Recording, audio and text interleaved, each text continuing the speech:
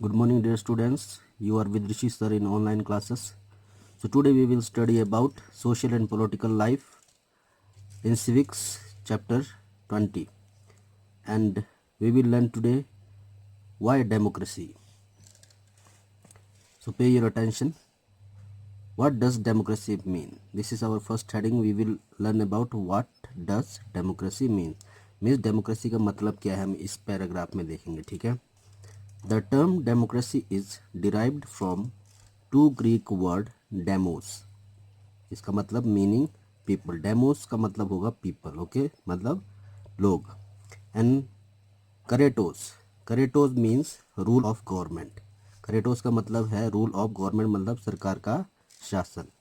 दस the true essence of democracy is rule of the people. तो यहाँ पे क्या है, डेमोक्रेसी का पूरा मतलब क्या होगा?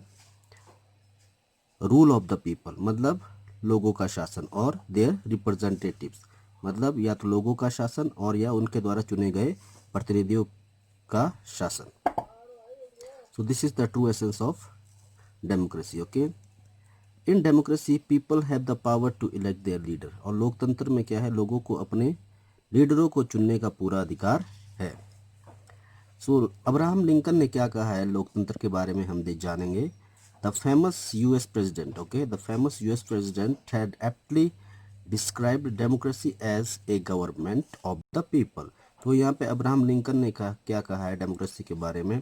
Democracy as a government of the people.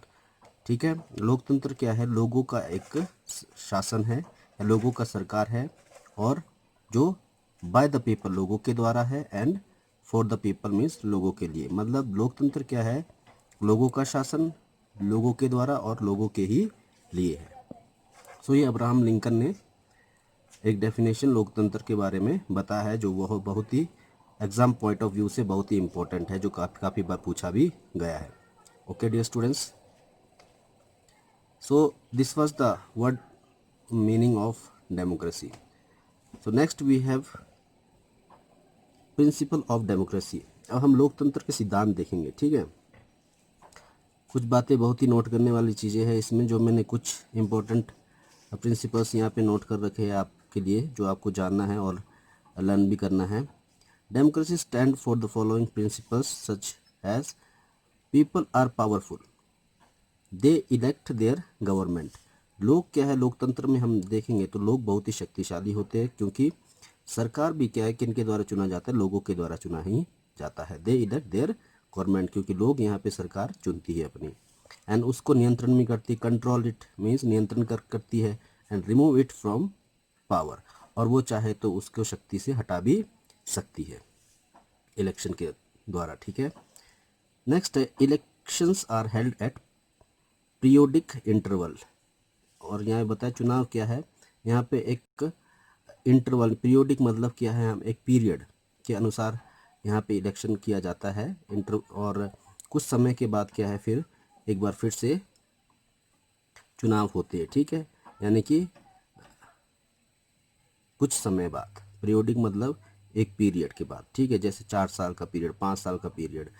और जैसे यहाँ पे लिखा है इंडिया में जो पीरियड है, in India they are held after every 5 year. जैसे भारत में हर 5 साल के बाद चुनाव होते हैं. ओके, तो ऐसे ही क्या है, कुछ 5 साल के बाद या 3 साल के बाद चुनाव होते हैं.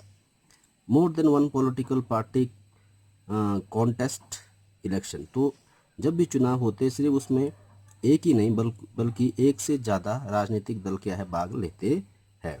And people vote on the basis of universal adult franchise. तो लोग यहाँ पे क्या, वयस्क मताधिकार के आधार पे ही वोट देते हैं. यूनिवर्सल अडल्ट फ्रेंचाइज मतलब 18 साल, जिनकी उम्र हमारे देश में 18 साल है और 18 साल से ऊपर के लोग हैं, उन्हें वोट देने का पूरा अधिकार है, बिना किसी भेदभाव के, चाहे वो मर्द है या औरत. सो equality is the basis of democracy. तो यहाँ पे लोकतंत्र का जो आधार है वो क्या है, एकता या समानता ही क्या है, लोकतंत्र का आधार माना गया है. Protection is provided to the marginalized. तो यहाँ पे जितने भी डाउन टू मार्जिनलाइज्ड है, गरीब है, दलित लोग है, ठीक है, उन सबको क्या है, सुरक्षा दी गई है सरकार के द्वारा. Power are distributed at all level. तो लोकतांत्रिक सरकार में जो है जो शक्तियां हैं उसका वितरण किया गया है, यानी कि राज्य सरकार है, ठीक है, राज्य सरकार है और केंद्र सरकार, इस प्रकार से क्या है शक्तियों का वितरण किया गया है। नेक्स्ट पॉइंट है हमारे पास सिस्टम दैट रिप्रेजेंट डेमोक्रेसी। अब कौन सी ऐसी सिस्टम है जो हमें लोकतंत्र के बारे में बताती है, वो हम देखेंगे।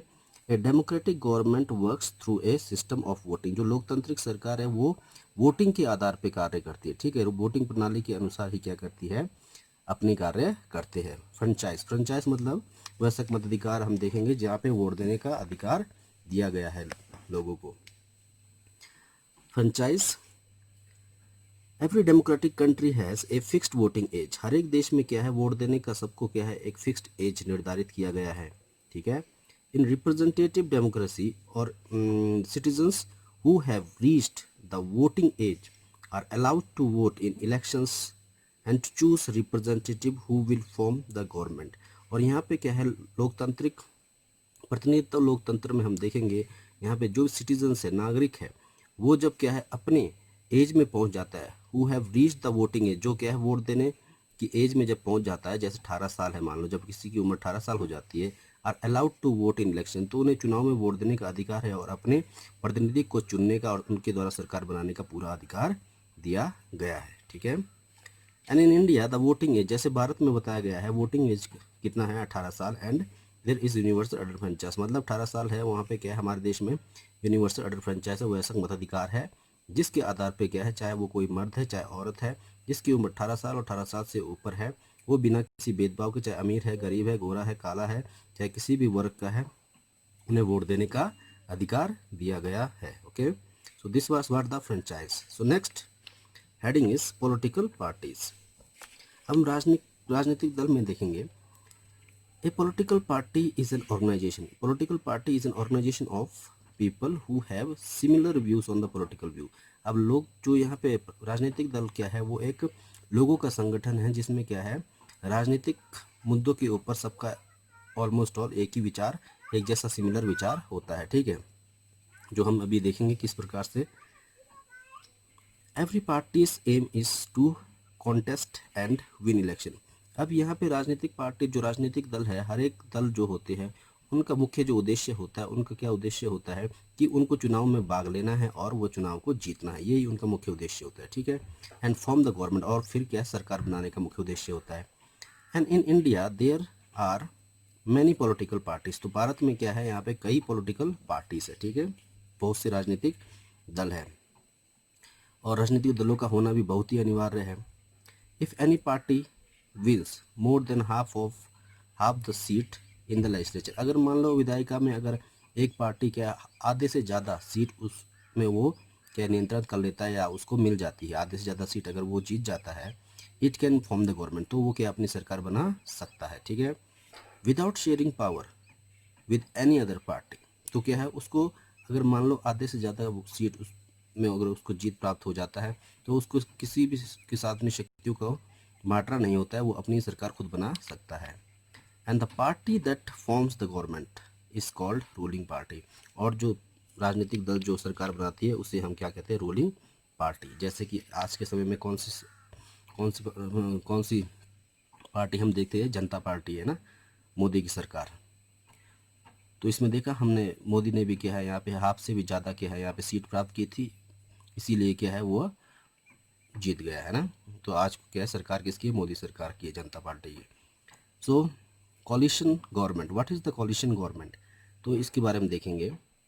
ये भी एग्ज़ाम पॉइंट से बहुत ही इंपॉर्टेंट है, जितने भी हेडिंग्स मैंने दे रखे हैं ये सारे एग्जाम में पूछे जाते हैं। Okay, if no single party wins a clear majority, अगर कोई भी एक पार्टी को दल को ना विन से क्लियर मेजोरिटी, अगर उसको कोई स्पष्ट बहुमत नहीं मिलता है, then two or more parties together form the government, तो वह मिलकर एक या दो पार्टी मिलकर क्या करती है, वो अपनी सरकार बनाती है।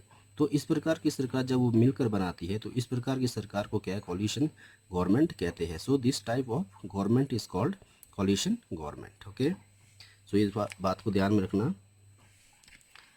सो next we have regular election. तो रेगुलर इलेक्शन जैसे हम देखते हैं कि हर 5 साल के बाद क्या है इलेक्शन होते हैं, है ना। अलग अलग देशों में अलग अलग साल होता होगा, परंतु इंडिया में क्या है, हर 5 साल के बाद इलेक्शन देखा गया है। सो इन ए डेमोक्रेटिक कंट्री, एक लोकतांत्रिक देश में, the government is formed for the fixed period of the time. तो यहाँ पे क्या सरकार चुनी जाती है एक फिक्स्ड पीरियड के लिए, ठीक है। एंड आफ्टर दैट, और उसके बाद देयर आर फ्रेश इलेक्शन, और वो समय ख़त्म हो जाने के बाद एक बार फिर से चुनाव होता है। So it is the people are satisfied with the government if the people, यहाँ पे लिखा है if, okay, if the people are satisfied with the government, अगर मान लो लोग उस सरकार के साथ संतुष्ट है, they may vote it back to power, तो वो क्या है, उस सरकार को दोबारा वोट देकर अपनी सत्ता में या शक्ति में लाती है। एंड इफ़ नॉट, अगर वो उस सरकार से, जो रूलिंग पार्टी थी, उस सरकार से अगर वो खुश नहीं होती है, तो क्या होता है, दे में चेंज देयर गवर्नमेंट, तो वो क्या है, चुनाव के आधार पे, वोटिंग के आधार पे क्या करती है, वो अपनी सरकार बदल देती है और किसी दूसरी पार्टी को वो वोट देकर जिता देते हैं और उसकी सरकार बन जाती है। So my dear student, this was about the why democracy is needed in our country, in every country. So these are the some points that we had studied in this video, and rest of the things we will uh, study in next part, in next video, okay. And like and subscribe this video for the next video. Bye and have a nice day. Thank you.